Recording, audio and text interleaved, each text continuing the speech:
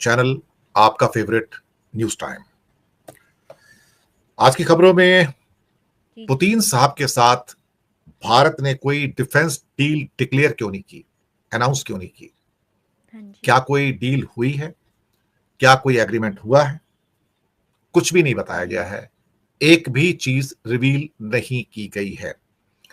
लेकिन defence industry के अंदर ऐसी हाँ कोई जी, डील नहीं है जो बहुत दिनों तक छुप सके बिल्कुल, या बिल्कुल। लोगों के सामने ना आए। ऐसा नामुमकिन है। अ, जी, जी, टर्की पाकिस्तान के अंदर ड्रोन की एक फैक्ट्री लगाने जा रहा है। जी हाँ, टर्की के ड्रोन्स काफी फेमस हैं, तो अब पाकिस्तान के अंदर एक फैक्ट्री लगाने जा रहा है।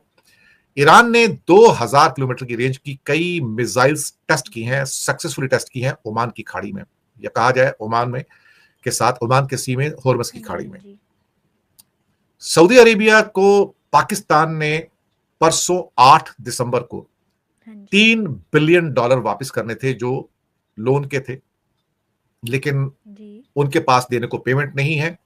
तो उन्होंने एक्सटेंशन की रिक्वेस्ट की है। तो सऊदी अरब ने एक हाँ साल जी, की एक्सटेंशन दी है, क्योंकि उनके पास ले दे के बहुत पैसे नहीं है। हार्डली स्टेट बैंक ये ऑफ तो है पाकिस्तान के सही पास है। $15 बिलियन है, और करीब करीब 4-4.5 बिलियन वहां के प्राइवेट बैंक्स के पास है।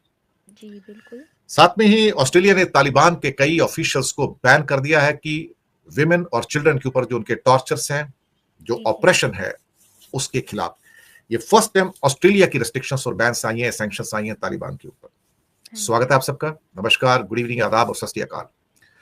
देखते हैं कौन कौन जुड़ा है आज। इफ्तिखार जी, कलीम, मनोहर मुल्तानी, सलीम जावेद, राकेश मिश्रा, आस्क्यू, बॉबी अली, धर्म सिंह, अजिंदर सिंह, मुश्ताक फ्रॉम ढाका, व्यास कंप्यूटर, मोहम्मद जी, शमशाद भाई, अली, संजय कुमार, डायमंड फ्रूट, आ, उसके बाद संजय कुमार के बाद diamond fruit, Manohar Lal Gidwani. Okay, नाम सब जुड़ के आते हैं ना आजकल। सिराज अंसारी, कमलजीत कौर, अफसर हुसैन, जी, चंद्रशेखर साहू, राजेंद्र सहारन, शेख रजाक, विश्व रंजन दास, जी, सुरेंद्र कौर, हिमांशु दयाल, और नीचे हाँ खुर्शीद जी, हाँ जी, अनवर। और भी लोग जुड़ रहे हैं साथ में। हमजू खई गनाई, कुछ नाम पढ़ा नहीं जा रहा हाँ है। जी, चलो ठीक है, कोई बात नहीं। स्वागत है आप सबका। अब्दुल रजाक भी आए हैं। जी, क्यों एक डील नहीं हो पाई है रशिया के साथ डिफेंस की, या फिर डिक्लेयर नहीं किया गया है? अल्टीमेटली जी, मसला क्या है? मुझे लगता है कि कुछ ना कुछ तो पर्दे के पीछे तो हुआ है। जॉइंट प्रोडक्शन की बातें बिल्कुल तो हुई ऐसा ही हैं, है। लेकिन S-400, S-500, सुखोई 57, सुखोई 75, जी, बिल्कुल, चेकमेट, जिसके ऊपर मैं लगातार बात कर रहा हूं कि अल्टीमेटली इनके ऊपर क्या डील हुई, क्या अनाउंसमेंट्स हैं, कुछ नहीं जी, है। जी, किसी का कोई जिक्र नहीं है। सिर्फ ये कह के कि हमारी पुरानी डिफेंस पार्टनरशिप है, हम जॉइंट रिसर्च करेंगे, हाँ जॉइंट जी, डेवलपमेंट करेंगे, को प्रोडक्शन करेंगे, एडवांस टेक्नोलॉजी को शेयर करेंगे, बस इतना ही है। जी, इसके आगे कुछ भी अनाउंस नहीं किया गया है। को मैन्युफैक्चरिंग की बात की गई है मेक इन जी, इंडिया के अंतर्गत, और टेक्नोलॉजी ट्रांसफर का भी सपोर्ट की बात की गई है, लेकिन बिल्कुल अल्टीमेटली ऐसा ही कोई है। अनाउंसमेंट नहीं है, कोई फॉर्मल डिक्लेरेशन नहीं है। दुनिया भर की निगाहें थी कि अल्टीमेटली किस किस्म का एक एग्रीमेंट जी, दोनों जी, के बीच में होता है। S-400 तो ले भी सकते थे, ऑलरेडी 3 आ चुके हैं, 2 आने बाकी हैं, हाँ दो जी, तीन और भी लेने की बात हो रही थी। लेकिन बार बार ये कहना है कि पर्दे के पीछे हो रहा है, पर्दे के पीछे हो रहा है, तो ये कुछ बात थोड़ी हजम नहीं होती है। देखिए, दुनिया में जितनी भी डिफेंस डील होती हैं, हाँ जी, हाँ आप जी, उसको छुपा नहीं सकते। अल्टीमेटली आप कुछ भी देंगे, वो पर्दे के सामने आएगा। खास तौर से आज की डेट में तो हाँ अगर जी, आप कुछ चीज बनाने की कोशिश करते हैं तो सैटेलाइट की पिक्चर सब कैच कर लेती हैं। जैसे कि चाइना क्या कर रहा है, किस किस्म की उसकी इंस्टॉलेशंस हैं, या उसके रनवेज हैं, हेलीपैड्स हैं, हाँ हो जी, हाँ सकता है जी, कि मिलिट्री इंस्टॉलेशंस हैं, सबके फोटोग्राफ्स आ जाते हैं। तो कुछ नजरों से आज की तारीख में बच नहीं पाता है। बिल्कुल और ऐसा अगर ही है। कोई ऐसे इक्विपमेंट्स रशिया की मदद से भारत को मिलते हैं या मिलेंगे, या टेक्नोलॉजी ट्रांसफर होता है, जी, तो आज नहीं बिल्कुल, तो कल, 6 महीने, 8 महीने, 1 साल बाद वो भी पता लग जाएगा। पर लेकिन भारत के द्वारा किसी भी डिफेंस डील को डिक्लेयर ना किया जाना, ये शायद जी, इस बात को भी दर्शाता है कि अमेरिका का जो खौफ है, और खास तौर से यहां पर जो ट्रेड डील नहीं हो रही है, वो कहीं अटक ना जाए। मोदी शुरुआत से ही, जब से वो स्वागत करने गए थे एयरपोर्ट पे, जी, तब से संशय की स्थिति में थे। उनके माइंड में डाउट्स चल रहे थे कि मैं डील कैसे करूं अल्टीमेटली, क्योंकि ट्रंप की हाँ जी, एडमिनिस्ट्रेशन हाँ के जी, द्वारा एक वर्ड निकल कर आया है कि दिल्ली टूर ऑफ बिल्कुल ऐसा ही है। क्रेमलिन या Putin is a laundromat for Kremlin, ये वर्ड यूज किया गया। लॉन्ड्रोमेट का मतलब होता है कि धुलाई करना, जी, जी। कि पुतिन अपने पापों की धुलाई करने के लिए भारत आए ताकि इंडिया की उसको सपोर्ट मिल सके। हाँ जी। लॉन्ड्रोमेट वर्ड यूज किया गया अमेरिकन एडमिनिस्ट्रेशन द्वारा। ये एक किस्म से उनका गुस्सा जी। भी है, उनकी एक किस्म से नापसंदगी भी है कि आप जो कर रहे हो उसके साथ जो दिखा रहे हाँ हो जी, हाँ जी। वो ऑप्टिक्स ज्यादा है, रेटोरिक्स ज्यादा है और उसमें सब्सटेंस कम है। क्योंकि पुतिन के आने से 2 दिन पहले ही तो हाँ भारत ने जी। 24 सी हॉक रोमियो हेलीकॉप्टर्स खरीदे अमेरिका से 8,000 करोड़ के। वो डील साइन हो गई एक्चुअली। जी। अगर अमेरिका के साथ आप डील साइन करने में कोई आपको शर्म नहीं है, उसको आप दुनिया को बता रहे हैं खुलकर, तो हाँ फिर जी, अगर हाँ रशिया जी। के साथ कोई डील हुई तो बताइए। सच बात तो है कि रशिया के साथ कोई भी एक फर्म डील नहीं हुई है, क्योंकि मोदी के माइंड में डाउट था कि बिल्कुल अमेरिका ऐसा ही है। नाराज होगा और जो ट्रेड डील मेरी हो सकती है नियर फ्यूचर में वो भी खटाई में पड़ जाएगी।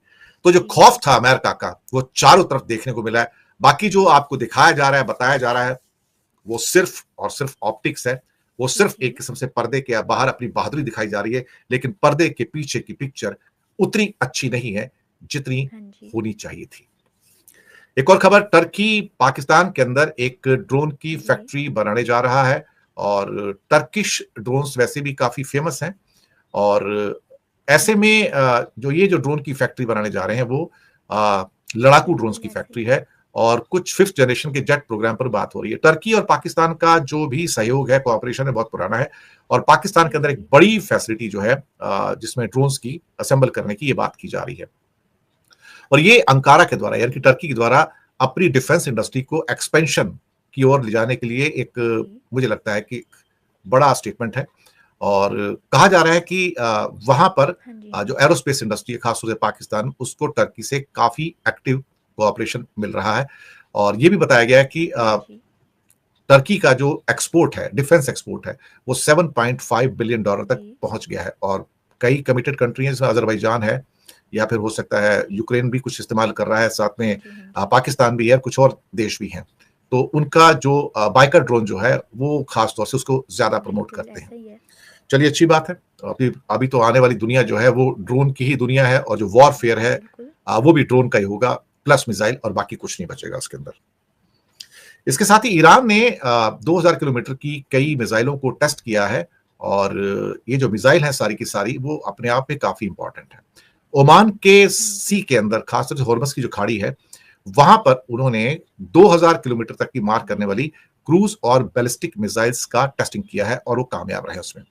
इसमें कादर 110, जी। कादर 380 और गादिर क्रूज मिसाइल का टेस्टिंग किया गया है। बिल्कुल ऐसा ही और है। इसमें जो उनका लॉन्चिंग है वो कामयाब रहा है और टारगेट पे जो हिटिंग था वो भी कामयाब रहा है। ये ईरान की जो मिलिट्री पावर है, ये उसके बारे में एक बहुत क्लियर इंडिकेशंस बताए जा रहे हैं। ईरान और इसराइल के युद्ध के बाद, जी। जिसमें ईरान के करीब 1100 लोग मारे गए थे, इसराइल में भी 28 लोगों की मौत हुई थी। लेकिन एक बात तो बिल्कुल तय है कि ईरान की तैयारी अब हाँ जी, हाँ जी। काफी हद तक बढ़ती चली जा रही है और अब वो पहले से कहीं ज्यादा रेडी है, अपने आप को इनोवेट कर रहा है। S-400 भी उसने ले लिया है, जो हाँ इस्फहान जी। के अंदर जो न्यूक्लियर प्लांट है वहां पर सारा का सारा जो है उसको लागू किया गया है, इंस्टॉल किया गया है। जी। तो ये भी अच्छी बात है पूरी की पूरी। तो ईरान की तैयारियां पूरी हैं और ये अमेरिका भी जानता है और ये इसराइल भी जानता है कि हाँ इस जी, बार हाँ जी। अगर ईरान के साथ कोई वॉरफेयर होती है तो उसके नतीजे काफी खतरनाक होंगे, इसराइल के लिए भी बिल्कुल ऐसा खतरनाक ही है। होंगे। इसके बाद एक सऊदी अरब ने एक लोन दिया हुआ था पाकिस्तान को $3 बिलियन का, बिल्कुल। और आज 6 दिसंबर है, परसों 8 दिसंबर को उसकी रीपेमेंट थी विद इंटरेस्ट। अब वो पाकिस्तान जी, जी। परेशान था पिछले कुछ दिनों से और लगातार सऊदी से बात कर रहा था कि कुछ होके इसको कुछ एक्सटेंशन हो सकता है कि क्या हाँ कुछ जी। अपनी जो इकोनॉमिकली जो काफी मुश्किलात वाली बात थी, उसका जी। एक रीजन ये भी था कि पाकिस्तान के पास जो इस टाइम फॉरेन करेंसी है वो बहुत कम है।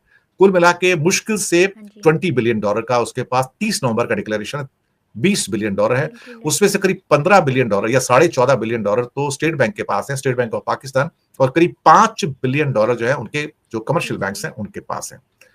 अब अगर ये $15 बिलियन में से भी $3 बिलियन प्लस इंटरेस्ट ये वापस दे हाँ देते जी। हैं तो इनकी हालत जो है बहुत प्रिकेरियस हो जाएगी और ये जो नॉर्मल जी। इंपोर्ट्स हैं वो उस इंपोर्ट को भी करने के लिए उनके पास डॉलर्स नहीं बचेंगे।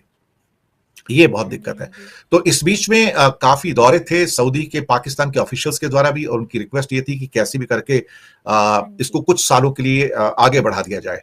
लेकिन सऊदी थोड़ा सा एडमेंट था इस मामले में। सऊदी ने सिर्फ 1 साल का और टाइम दिया कि जो भी आपकी कंडीशन है, आपको अभी मेरे पैसे वापस करने थे $3 बिलियन, तो मैं आपको मैक्सिमम 1 साल और एक्सटेंशन करके देता हूं। उसमें आपको एक्स्ट्रा इंटरेस्ट भी देना पड़ेगा, जो भी रहेगा। बिना इंटरेस्ट के तो कोई देता नहीं ना लोन। तो उसके लिए पाकिस्तान एग्री हो गया है और कंडीशंस भी काफी स्टिफ है, जो डिक्लेयर तो नहीं की गई, लेकिन पता लगा काफी स्टिफ कंडीशंस हैं। और अगले साल इनको $3 बिलियन का प्लस इंटरेस्ट वापस करना होगा। और सऊदी ने यह भी कहा है कि इसके ऊपर और फर्दर एक्सटेंशन नहीं मिलेगा आपको। तो पाकिस्तान के लिए ये थोड़ी सी एक बड़ी ट्रिकी सिचुएशन हो गई है कि वो इतने पैसे कहां से लाए, क्योंकि लोन लेना आसान होता है, जब देने की बारी आती है, चाहे IMF का लोन हो, वर्ल्ड बैंक का हो, एशियन डेवलपमेंट बैंक का हो, या चाइना का लोन हो, सऊदी का लोन हो, जहां से अक्सर पाकिस्तान को लोन्स मिलते रहते हैं, तो पाकिस्तान को जो रीपेमेंट की जब बात आती है तो उनको बहुत तकलीफ होती है। अभी 1 साल की एक्सटेंशन मिली है, थोड़ी उनकी सांस में सांस आई है कि चलो कम से कम 1 साल तो मिला है। तालिबान के ऊपर बहुत सारी रेस्ट्रिक्शंस और सैंक्शंस लगी हुई हैं। उसके साथ ही एक लेटेस्ट सैंक्शन जो अब निकल के आई है, वो ऑस्ट्रेलिया से निकल आई है। जी हाँ, और खास तौर से 4 ऐसे बड़े नेता हैं, उसमें से एक तो उनके चीफ है, एक्चुअली देखा जाए तो उनके ऊपर जो है पूरा का पूरा सैंक्शंस लगा दिया गया है, उनके ट्रैवल पे भी सैंक्शन लगा दिया है। और इस बार जो ये सैंक्शंस आई हैं वो ऑस्ट्रेलिया से आई हैं। यूएन के सैंक्शन तो पहले थी, लेकिन ये इस बार आई हैं। इसमें सबसे जो इंपॉर्टेंट जो पर्सन है वो इसमें मैं एक एक करके नाम गिना देता हूं आपको।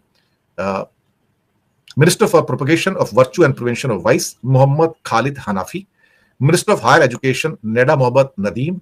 Minister of justice Abdul Hakim Sharai और चीफ जस्टिस अब्दुल हकीम हक्कानी। इन 4 के नाम तो बिल्कुल और बिल्कुल क्लियर कर दिए गए हैं कि इनको कहीं भी आने जाने की जो एक ट्रैवल का जो फैसिलिटी है उसको डिनाई कर दिया गया है।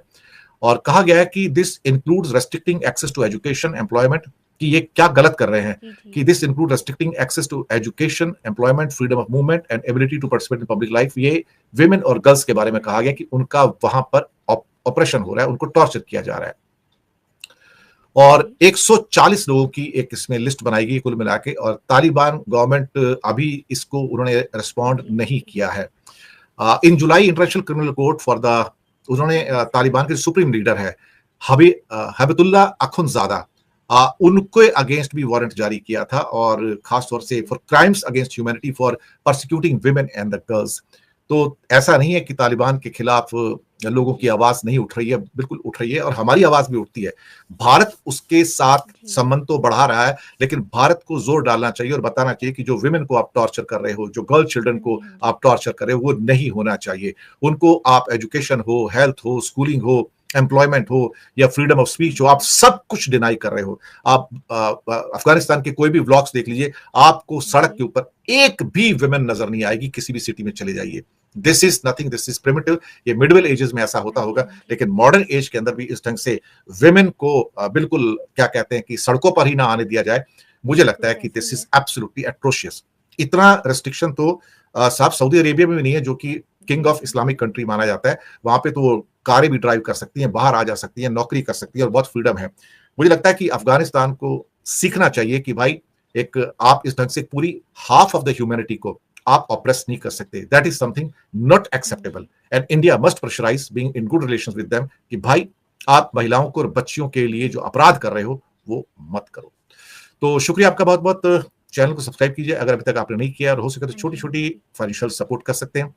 नीचे हमने डिस्क्रिप्शन के अंदर यूपीआई नंबर और बैंक अकाउंट नंबर दोनों दिए हैं। किसी को चुनकर छोटी सी मदद करेंगे तो अच्छी जर्नलिज्म को बचाने में आप हमारे मददगार भी साबित होंगे।